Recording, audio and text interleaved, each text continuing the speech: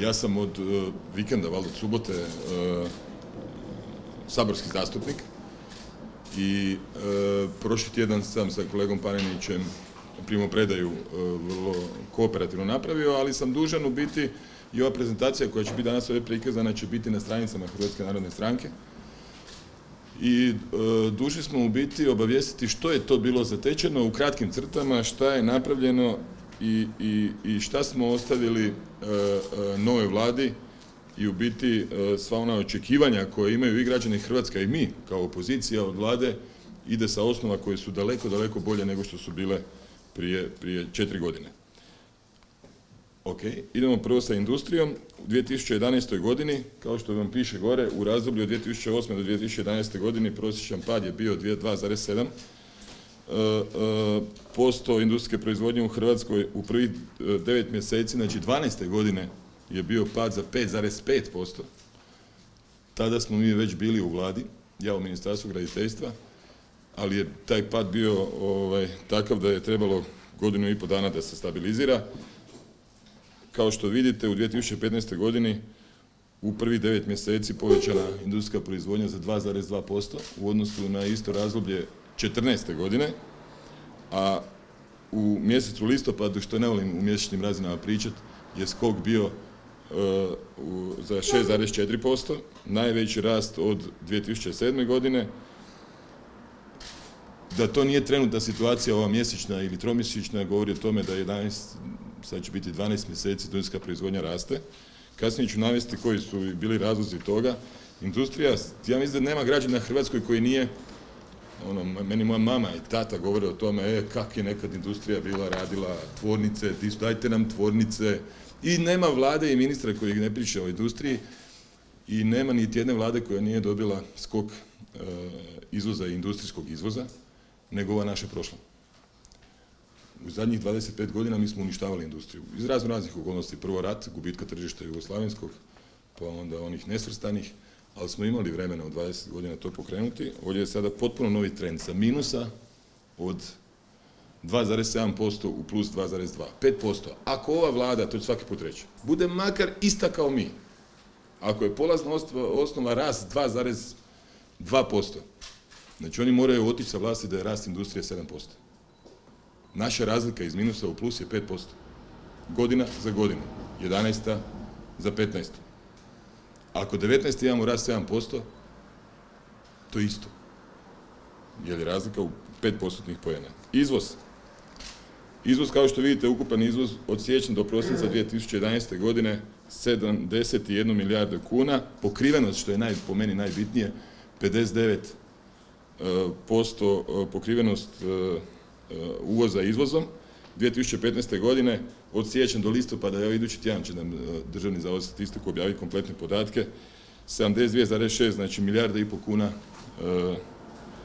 više bez ovih konačnih podataka. Pokrivenost se očekuje 63%. U 25 godina Hrvatske nije postojala vlada koja je povećavala pokrivenost izvoza uvozom.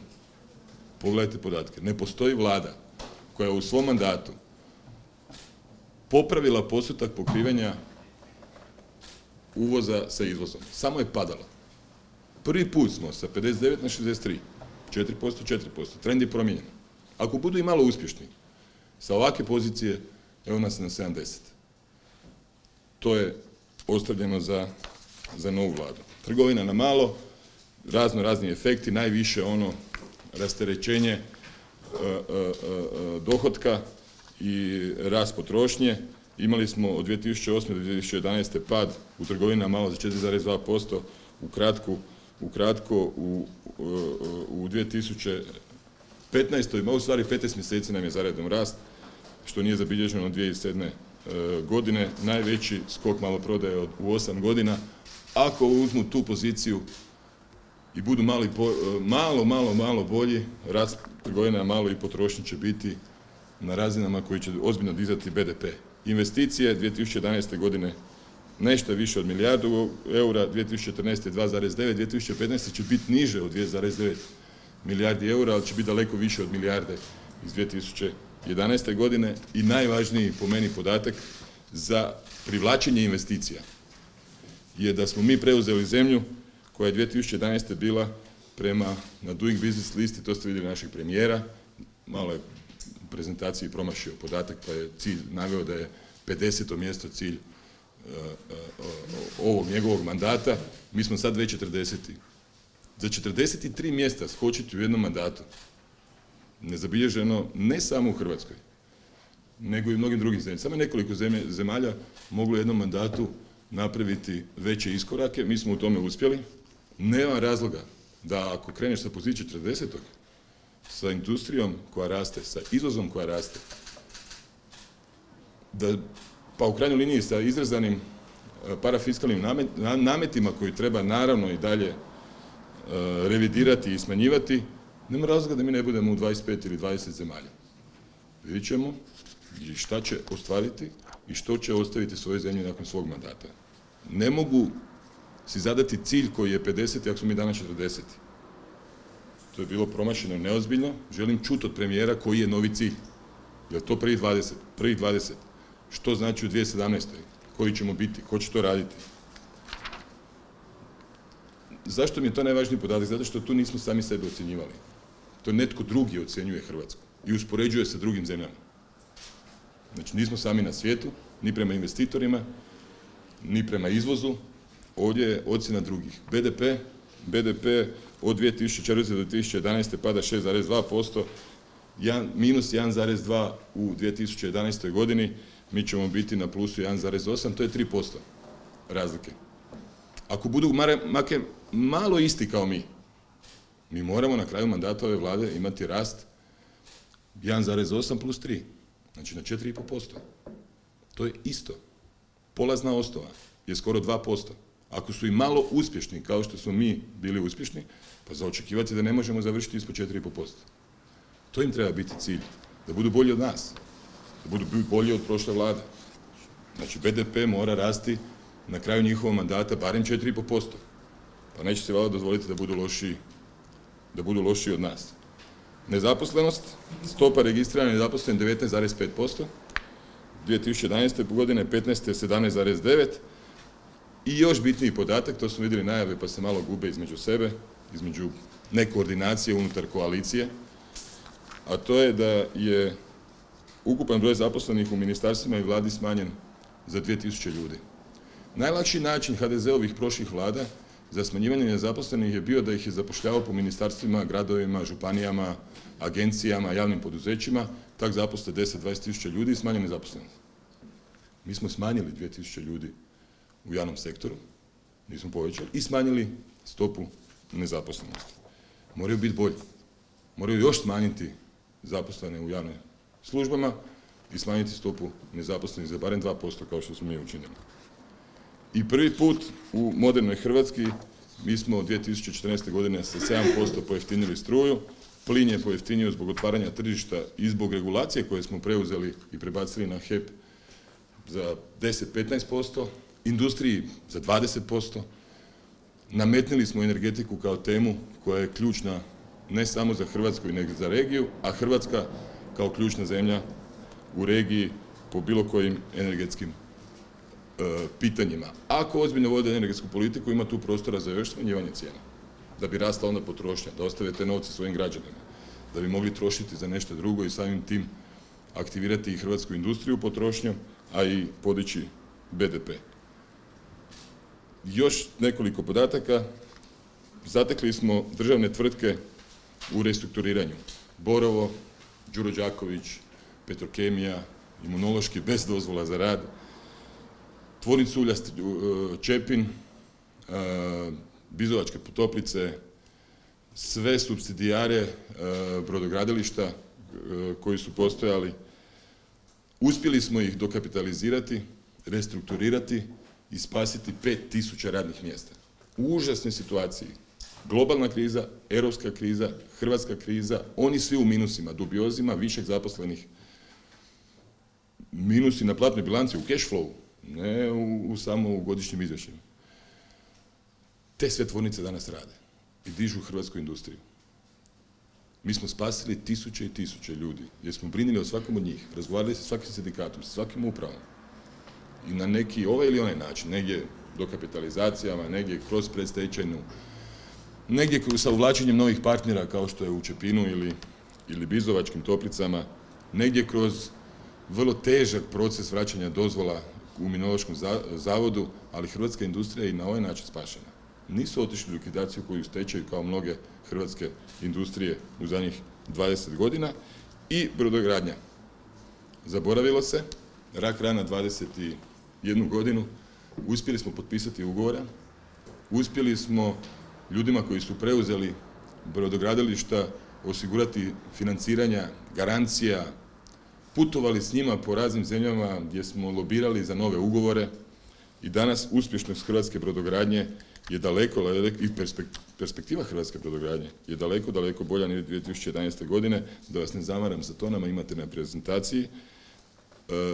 Sa uspjehom spašavanja hrvatske brodogradnje koja je godišnje nosila 2 do 3 milijarde kuna iz hrvatskog proračuna, gdje su se pokrivali minusi u brodogradilištima koji su isto bili valjda socijalna kategorija, se spasilo deseci tisuća radnih mjesta, fakulteti, instituti, znanja. Znači cijeli jedan sektor je spašen u ovom mandatu vlade, bio uništavan 20 godina. Da su još imali nekoliko godina prilike, vjerojatno bi ga dokrećili. Ovako smo ga digli, spasili i hrvatska brodogradnja je jedna od vodećih ne samo u Europi, nego u svijetu. Ono što smo rekli, šta smo donijeli, zašto industrija raste? Vidjeli ste Fitch, šta je rekao Fitch? Povoljna struktura izvoza i BDP-a. Rast BDP-a nije zasnovan na rastu potrošnje, na rastu javnog duga. Rast BDP-a je isključivo na trgovini na malo, na potrošnju, na izvozu i na industriji. Na stavkama koje svaka moderna zemlja, svaka moderna demokracija ili gospodarstvo želi zasnivati rast svog BDP-a. Na industriji, izvozu i na potrošnji. Donijeli smo prvu hrvatsku industrijsku strategiju i strategiju pametne specijalizacije, a realizacijom, ono kad se spominju zapošljavanja u javnom sektoru, sad su oni rekli fali im 1000 ljudi. Mi smo u mandatu zaposlili u industriji 3000 novo otvorenih radnih mjesta. Pa ja im želim da u najmanju ruku još 5000, toliko je i plan i u industrijskoj strategiji zaposle oko 23.000 novo zaposlenih do 2020. godine.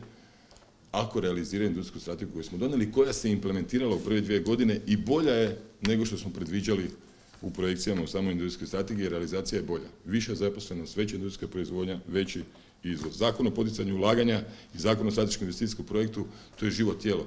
To je prvi put doneseno i to non stop moramo mijenjati, biti bolje od konkurencije iz regije ili iz Europe. Da ne pričamo o sređenom pravnom okviru u području energetike, potpuno smo liberalizirali. Hrvatski građani znaju kad sipaju gorivo da je kvalitetno i mogu sa aplikacijama vidjeti gdje im je najjeftinija cijena. Tržište je potpuno oslobođeno, rezultiralo nižom cijenom. Ne znam šta smo više trebali napraviti za građane u naftnom dijelu, u plinu smo pojeftinili, u struji smo pojeftinili od 2012. od kad sam ja došao u Ministarstvo gospodarstva, po prvi put od samostalnosti Hrvatske za 7% električnu energiju i gle čuda, rafinerija Sisak radi, rafinerija Rijeka radi. Nitko, kada sam došao u Ministarstvo gospodarstva, pa čak ni vi, niste vjerovali da ćemo zadržati rafinerijske kapacitete s obzirom na stav MOL-a i na onu veleizdaju od strane HDZ-ove vlade koja se dogodila od one prethodne vlade. Dakle, te rafinerije rade. Ljudi su tamo zaposleni. Da li je savršena situacija? Nije. Situacija je u okviru mogućeg savršena, ali nije dovoljno da bi znali šta je dugoročna održivost i riječke i sisačke rafinerije i tamo nam investicije fale. To je bio plan u ovom mandatu i riješiti status INA. INA je strateška nacionalna kompanija, ne prodavati, kupiti ako treba. Ne prodavati. I zadržati rafinerijske kapacitete. Investirati, inzistirati na investicijama u Rijeku. Mi ne smijemo biti energetska kolonija. Ako svi pričamo o energetici, ne smijemo biti energetska kolonija. Kao što ste vidjeli, i premijer je u svojoj uvodnoj prezentaciji u Saboru pričao o tome da su ključni projekti u energetici, investicijski. A onda paralelno sa tim dobijemo informaciju da se uvodi moratorij na sve termoelektrane, uključujući termoelektrane na ugljen, na plin i biomasu, to sve termoelektrane. i moratorij na istraživanje i eksploataciju nafte i plina i na kopnu i na moru. Premijer nije odgovorio, a dobijamo pitanja od stranih investitora, pa čak i ja, kao bivši ministar, sadašnji saborski zastupnik. Što se događa? Koje su to investicije u energetici? Koje su investicije u energetici spremne, koje premijer želi realizirati, a njegov koalicijski partner kaže stani sa svim, ne može ništa. Koje će to investicije dizati BDP, ako je moratorij na sve? Na Plomin, Elto Zagreb, Teto Osijek, naftu, plin, na sve moratorij. Trebamo hitno dobiti odgovore na pitanja koje su investicije u energetici u fokusu premijera, a da njegov koalicijski partner je to prihvatio. A da ne uvodimo moratorije. Ja ne vidim nijedne druge investicije koje mogu doneti milijarde i milijarde eura investicija i rast BDP-a i zaposlenosti. Dakle, zatekli smo minuse u BDP-u, u industriji, u izvozu, ostavljamo bolju, uređeniju zemlju. Mi ćemo naravno pratiti što ova vlada radi, bit ćemo konstruktivna oporba, podržat ćemo im, pomoćemo im sa našim iskustvima, znanjem, dati kako god pomoć koja im treba. Njihov uspjeh je uspjeh ove zemlje, to je bit politike. Svi smo se mi uključili u politiku da pomognemo svoje zemlje, a ne da budemo destruktivni. Da kupujemo jeftine političke poene na nekim dnevno popularnim temama kako bi dobio 2 ili 5 glasova više na izborima, a onda rezultat nakon toga ništa. Moratoriji, rasprave o kadroviranjima. Nisam vidio prvih mjesec dana od kad su dogovorili koaliciju, to je već prošlo mjesec i pol, sad već, da su se posebno pozabavili u stvari ključnim temama i ključnim obećanim reformima. Prvi dan su najavili zapošljavanja u javnoj upravi, ne obećavaju baš. Stopiranje svih investicija nije baš obećavajuće. Loše je da zbunjuju sa takvim svojim nastupom međunarodnu zajednicu, međunarodne investitore, strane investitore. Pitaju ljudi šta je sa tim? Što mi možemo očekivati od te zemlje? S kim da razgovaramo? Sa premijerom, zamjenikom premijera, prvim potpredsjednikom, drugim potpredsjednikom, sa ministrima koji su pojavili. Ti ljudi moraju imati stabilnu vlast. I stvarno se pitaju investitori iz Japana i Amerike u Plomin što je? Iz Njemačke ili Amerike u Osijeku što je? Iz Kanade što je s eksploatacijom i istraživanjem na kopnu? Kažu šta da radimo? Čekamo 5 mjeseci. 5 mjeseci za malu zemlju. Gdje oni danas ne znaju šta da rade, najavljuju investiciju u energetici, nije dobra poruka. Ali se može popraviti. Podsjetit ću vas i da su oni u svom sporazumu napisali vrlo egzaktne datume, kvartale u stvari, ne datume, kada šta treba izvršiti. To pratite i vi, pratit ćemo i mi.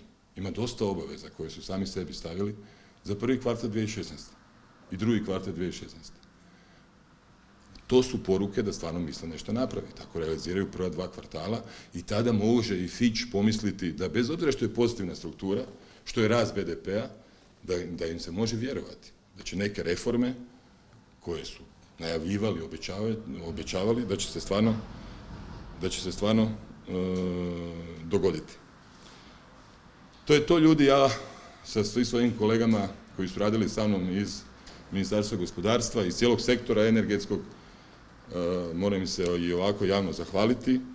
Mislim da je zatečeno stanje bilo očekivano, da je posao napravljen, da smo možda mogli biti korak bolji, ali danas smo ostavili zemlju koja je bolja, uređenija, perspektivnija nego što je nas dočekala i želim puno uspjeha u ovoj vladi, pa neka reforme počnu.